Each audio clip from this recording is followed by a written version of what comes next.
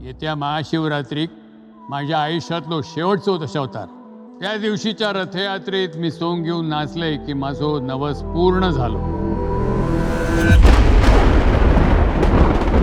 काही हजार वर्षांपूर्वीपासूनचं देवस्थान हे राखणदार.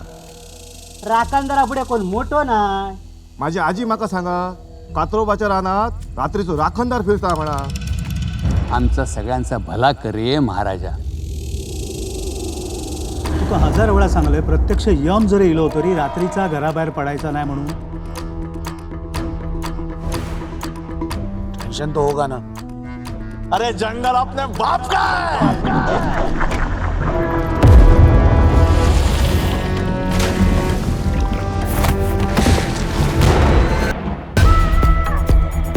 साहेब येताना एकदम खिसकीला खोपडी काय. नाही, पण मी तुझ्या काहीच कामाचा नाही. तुझ्यासारखाच माणूस हवाय मला. तो करताय सगळं. कोण? राखणदार. तो राखणदार तुमच्या डोक्यात आहे, डोक्यात. जंगलात फक्त जनावर असतात.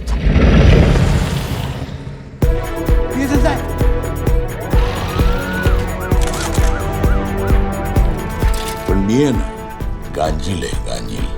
एकदा मागे लागलो ना तर सुजवल्याशिवाय थांबत नाही.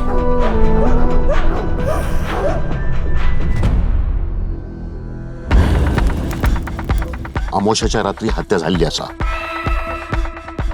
आत्मा नाही, शरीर पण आपल्या बरोबरच आहे.